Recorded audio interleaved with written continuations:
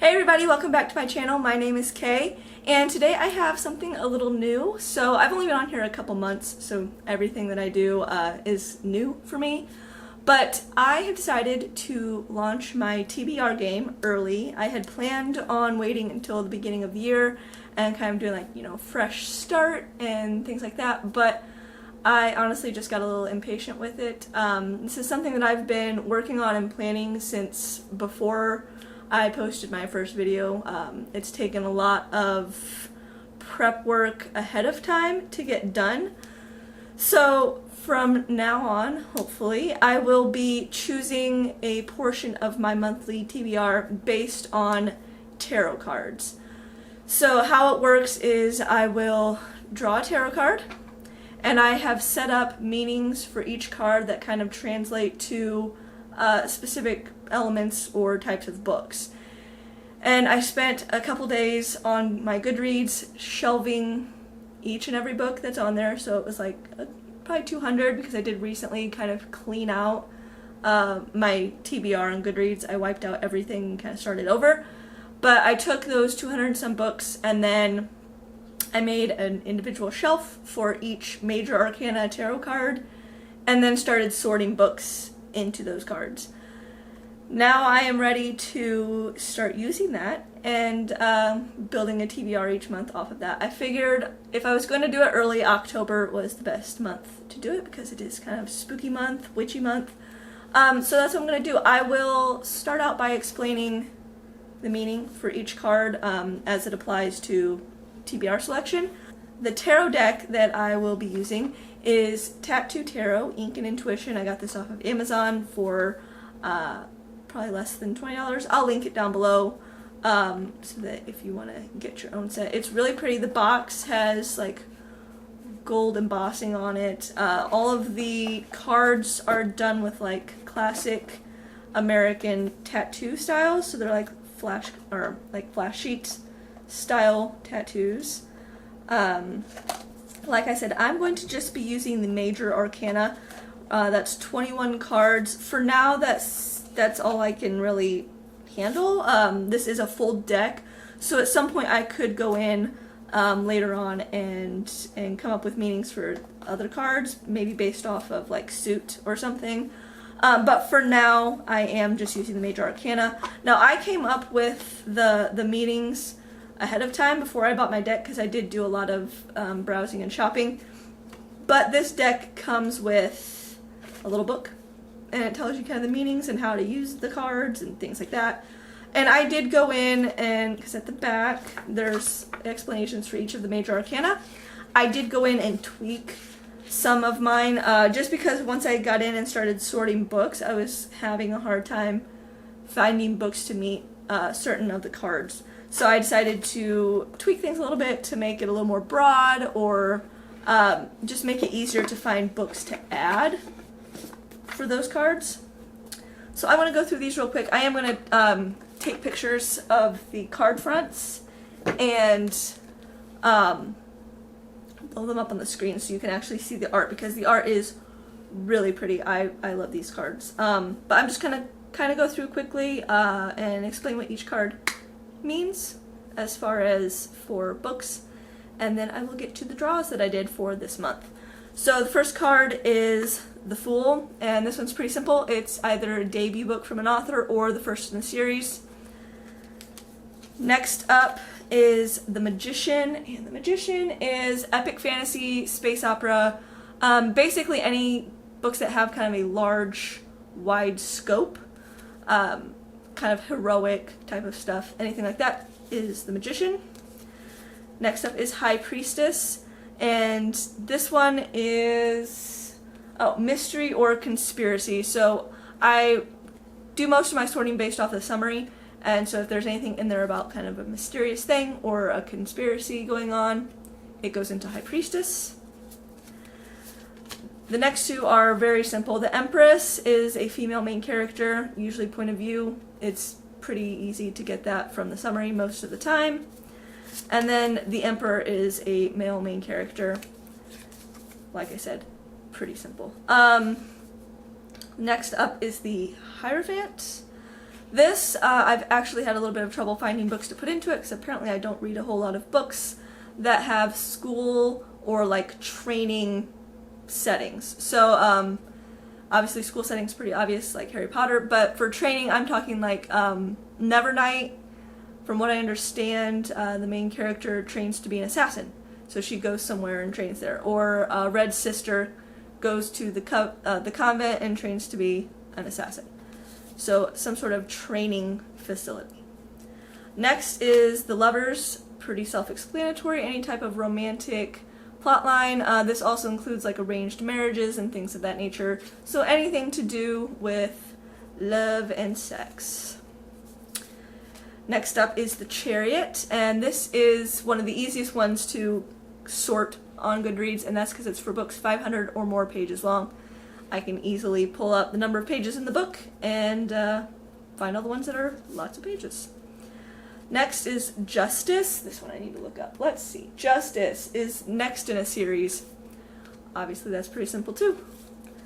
The Hermit. This is one that I had to tweak because originally I had it as like a memoir or even like biography, but I've expanded it to include any books that deal with self-reflection or like isolated characters where they're in their own mind and they're kind of dealing internally with things, coming of age stories, anything that has to deal with the character's self, like they're having to come to terms with things with themselves. So I just read The Shadowed Sun, and Hanani has a whole arc through the book where she has to figure out how she wants to live her life and what her life is going to look like, and that would fall under The Hermit.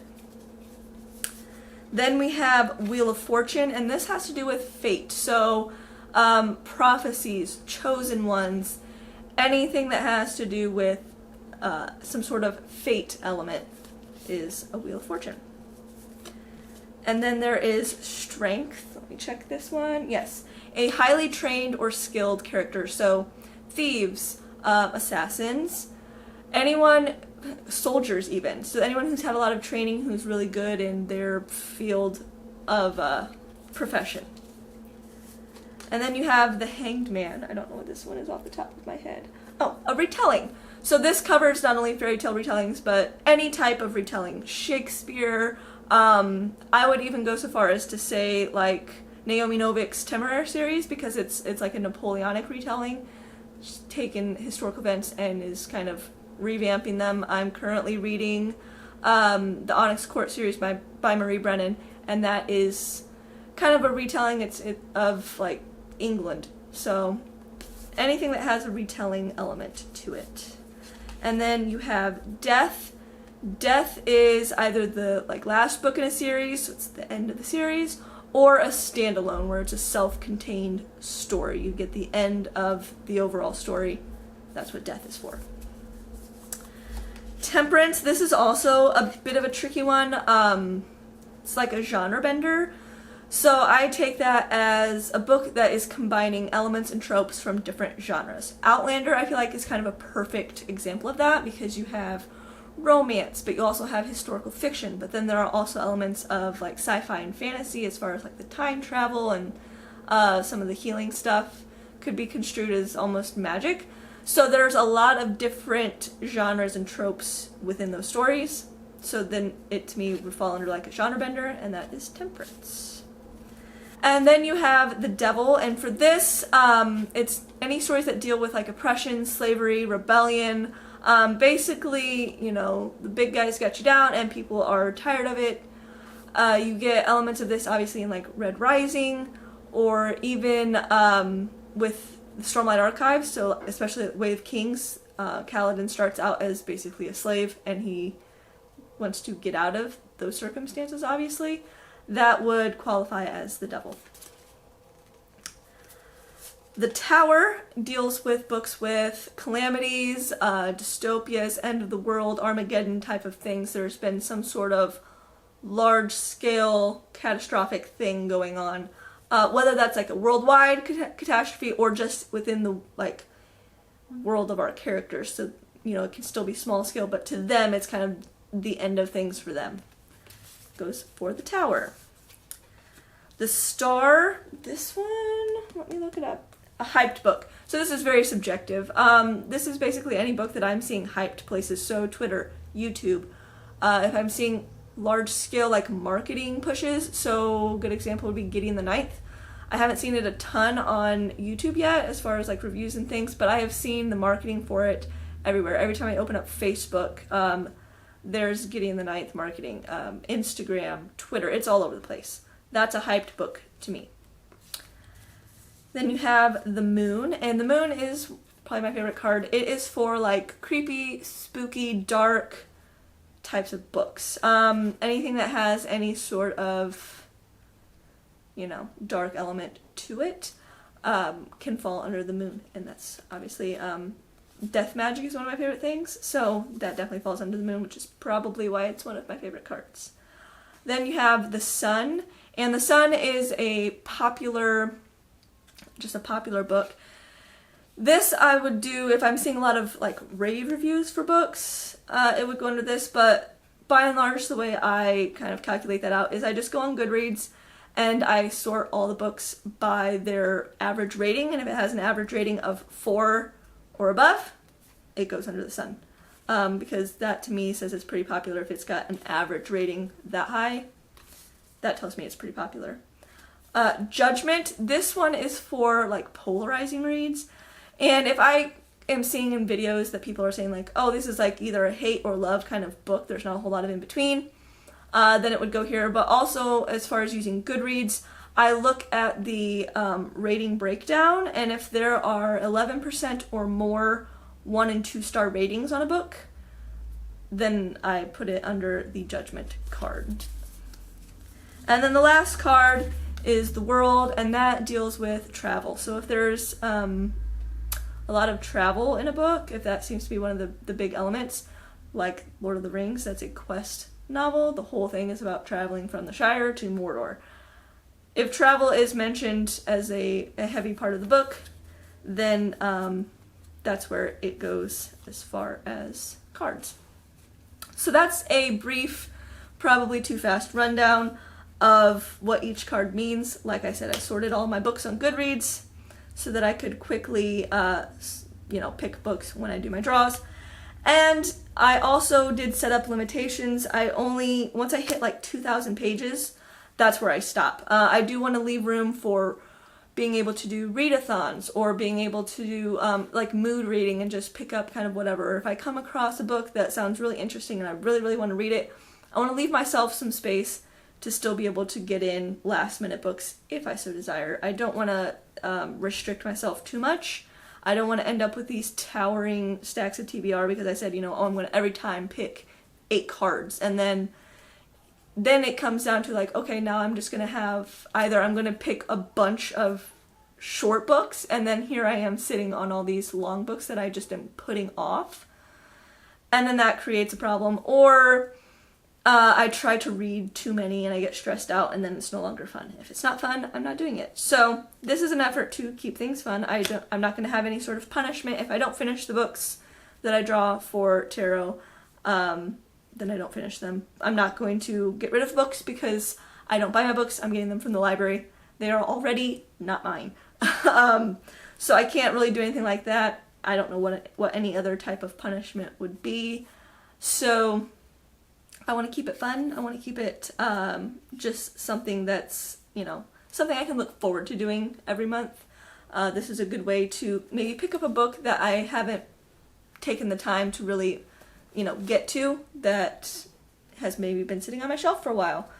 So it's just a way of getting through books and reading things that are maybe different from what I've been normally reading. Let's close it down there. Okay, so that brings me to this month's tarot selections. Let me flip the pages. Alright, so on to my draws. First draw was High Priestess, which is a book with mystery or conspiracy. For that I'm reading a thriller, Final Girls by Riley Sager. This has got your main character of Quincy. 10 years ago she went camping or something. Went out with a group of friends. She's the only one that made it back. And she can't remember what happened, but she joins this support group, club thing of other young women who have been through similar things. They're called the Final Girls because they were the only ones left alive. And one of the women from this group is found dead in her bathroom with her wrist slit. And then another girl, whose name I think is Sam, so this one shows up on Quincy's doorstep. And it just says that Quincy has to figure out lies from the truth and what's going on with this Sam character, if she is involved or what's going on. And basically Sam's also pressuring Quincy into remembering what happened, so there's a lot of trauma going on there. I don't know too much about it. It's a thriller, so I don't want to know a lot going into it. Hopefully I enjoy it because these books by this author seem to be favorites among people who read thrillers. So I'm hoping that I enjoy it so that I can read other books.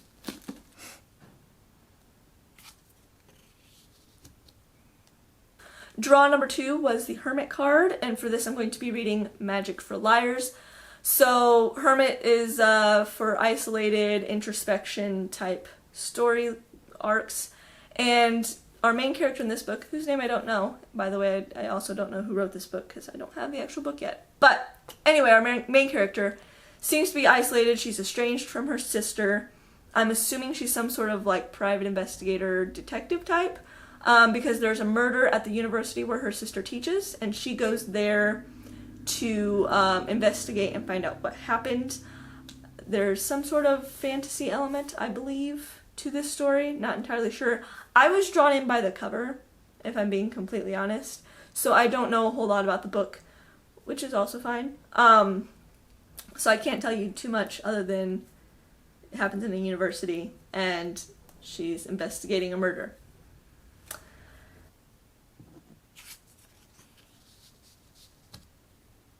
Draw number 3 was the Moon card, so my favorite card, and that's for like a spooky, dark type of setting.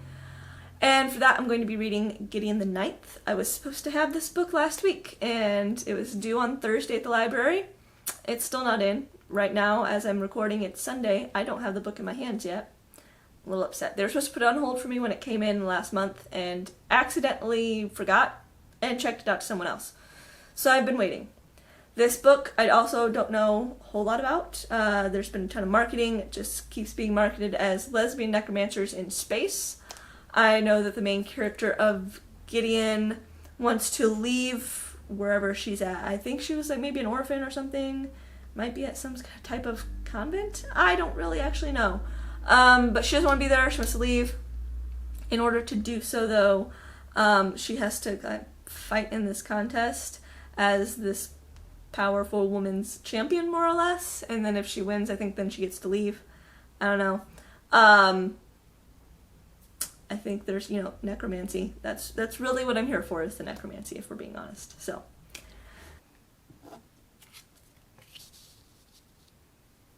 Draw number 4 was Wheel of Fortune, Archivist Wasp by Nicole Corner-Stace. Wheel of Fortune has to do with like fate, prophecy, chosen one type stuff, and Wasp is an archivist who are apparently chosen at birth, or like, not chosen at birth, but they're favored by the gods or something. They're special. And it is a position, to be an archivist is a position that you have to fight for each year.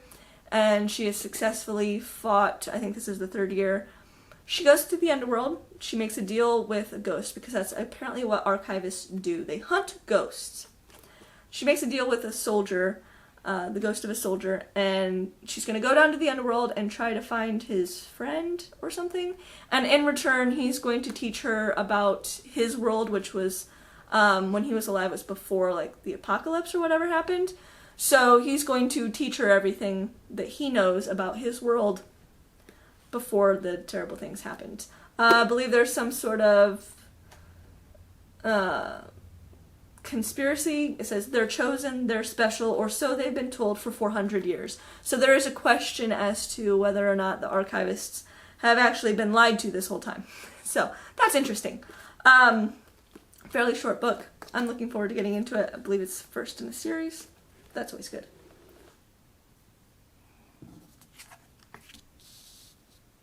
Draw number 5 was The Chariot, and that is a book that's 500 pages or longer. For that, I'm reading With Fate Conspire by Marie Brennan. Currently getting through A Star Shall Fall. This is the last book in the Onyx Court series. You have the Fairy Court that is below London, and then their interactions with the mortal world above and the mortal court. This one is set during the reign of Queen Victoria, so you have the industrial age going on. And I don't know too much beyond that. Each book is set roughly 100 years apart. I tend to not know a whole lot going in and then just let things unfold before me. But so far this series has been very good, so I'm looking forward to wrapping it up.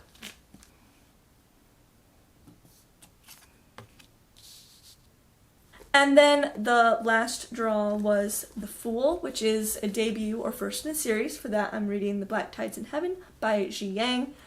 This book is about a set of twins who have prophetic gifts. One can see the future as it will be. The other can see the future as it could be. Apparently, like this series, there are 2 introductory books. So this focuses on the twin Akiha, who can see the future as it could be. There's a lot of political maneuverings and machinations. This is based off of some sort of Asian history, folklore, mythology, I'm not really sure. Asian inspired. We have at least the main character is non-binary. I don't know if both twins are, but the one focused on in this book is non-binary.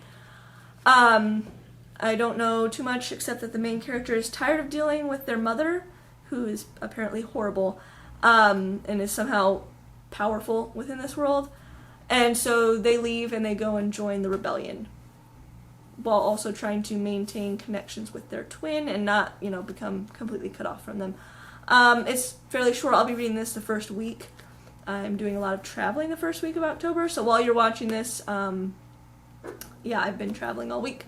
So I'm going to be reading this one kind of first thing, hoping to enjoy it, as it is a series. So that's all of my books for Tarot TBR. Hope you enjoyed. There's a fly in my house. So that's all of the books for Tarot TBR this month. I hope you enjoyed this new format, and thanks for sticking around. So like and subscribe down below if you want. Leave a comment, let me know what you think about my new TBR game, if you've read any of these books, etc., etc., and I will see you guys next time. Bye!